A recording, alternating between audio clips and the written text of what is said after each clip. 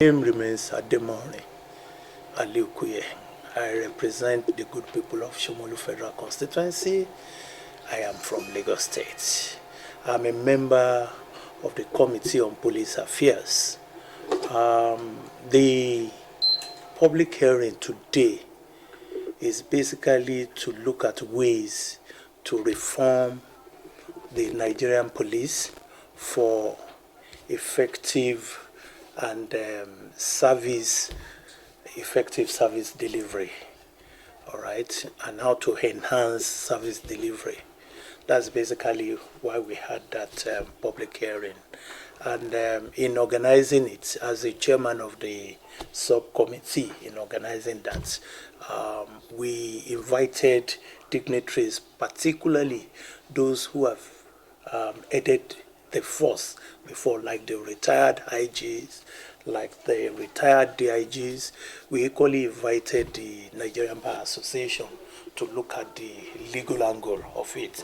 We invited equally the Ministry of Justice because we feel that they have a role to play in the administration of criminal justice, in the country. And my position is that the police, the Nigerian police, as presently constituted, is grossly underfunded. That's number one.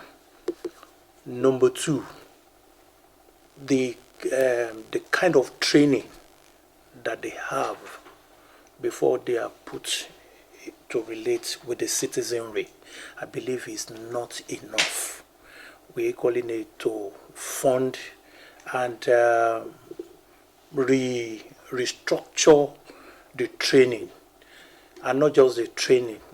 We need to begin to check the mental status of the kind of personnel we recruit into the Nigerian Police Force, because of course if there are people that are into some kind of use of drugs, then they are more dangerous than the criminal we want them to help us check. Aside from that, I believe that before you tell anybody to lay his line, to put his life on the line for you, that person must have some kind of assurance that if anything happens to him, his family will be taken care of. And that speaks to the insurance cover.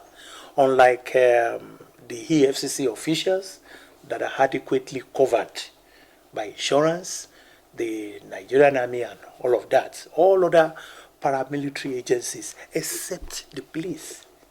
And the police are daily exposed to dangers from hardened criminals, armed robbers, drug traffickers, people who are into, we talk of proliferation of firearms.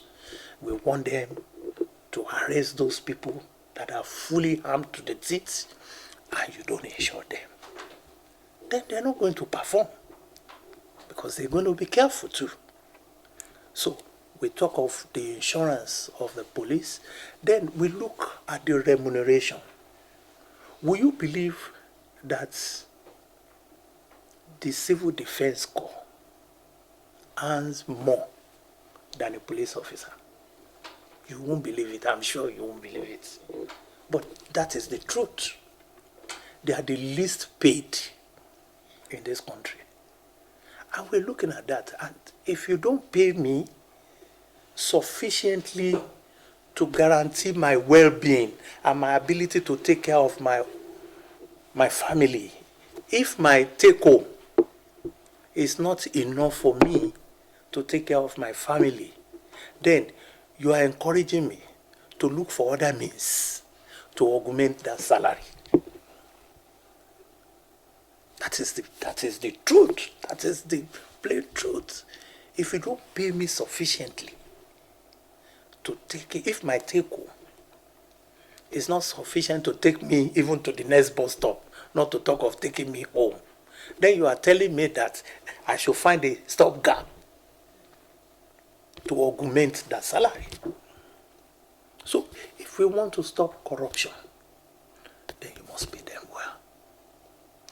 Then another point is their retirement benefit.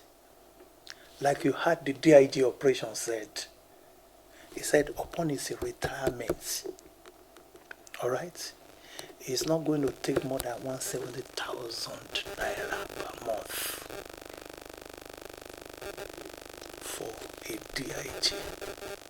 That is the step before the IG. Now, compare that to what a brigadier in the army takes upon retirement.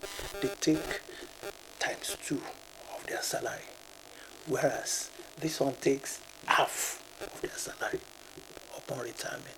So the future are not secured. So you're telling them that they are not needed. Lastly, are we adequately and sufficiently policed in this country? The UN standard is that there should be one policeman to not more than 300. To not more than 300. In Nigeria, we are one policeman to 400 persons. So how does one policeman police 400 persons? How does he do that? Go to all the area commands. They don't have operational vehicles. If you call them for an emergency, they are probably looking for battery to start a vehicle that's broken down for probably God knows when. They're either looking for something to start the vehicle, they're either calling their commander to give them money to buy fuel. If you look at this present budget, this 2020 budget, the truth of the matter, if we must say the truth to ourselves, it cannot do anything. Trust me, it cannot. It cannot sufficiently police. It's not enough for them to work with. Just break down their allowances to the number of police stations that we have. You discover that what each police station has is just about 3,000 naira per month to run a whole police station, a division. 3,000. So out of that 3,000 in a month, the DPO must fuel his own car. The DCO will fuel. The inspector of crime will fuel, and all other policemen. And then you get to some police stations, the total number of personnel you find there, they are no more than 20. 30. In some police stations, there are no more than 15. And do you know what? Let me use my jurisdiction for example. A policeman is working in Shomolu. His salary can only afford an accommodation in a Mota, the boundary between Lagos and Ogun State. If you call for an emergency because all the barracks are fully occupied, all right, and the barracks is, the talk for that one, the state of the barracks is a talk for another day. You know it better than myself. Many of you go there. All right. It's like, it's the biggest law in every community now. The police barracks. They're the biggest law in any community. So, a policeman that is working in Shomolu, living in a Mota or a Limosho, Ikoton, you now call him on emergency in the middle of the night. There is a robbery somewhere around Unilag at Akoka. How does he get there? Because the only accommodation he has, or that his salary could afford, is in Mota or Ikodun, Ajangbadi, around Badagry. So you now call him in the middle of, now say, police did not get there on time. Police did not get there on time. How will he get there on time? Is he supposed to use some broom to sit on a broom and fly from Ajangbadi to Shomolu? No, we must be realistic with ourselves.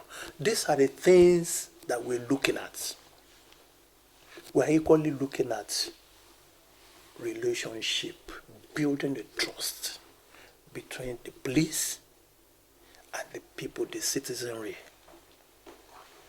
Because of course, we cannot rule out the fact that there are some overzealous police officers.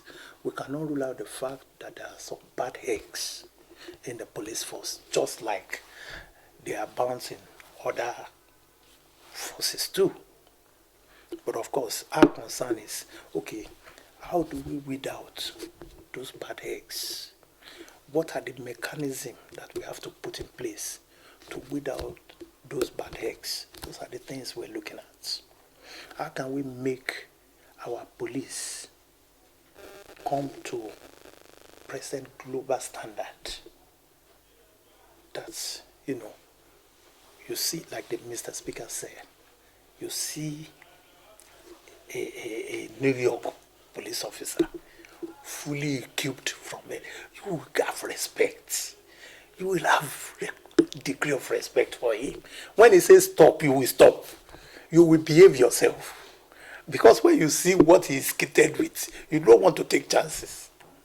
But when you see a policeman wearing bathroom slippers, crying out loud, say this one is not serious. You will feel like slapping him. So that is the point. Those are the things we're looking at. There are excesses, misuse of firearms, extrajudicial killings in the police force. We want to look at what are the causes. How can we address it? How can we stop it? Because the human rights angle, we're looking at it. How can we make them come to understanding of the 2015 Administration of Criminal Justice Act? Because many of them don't know the provisions in those laws. So we need to bring them to this. So that's why.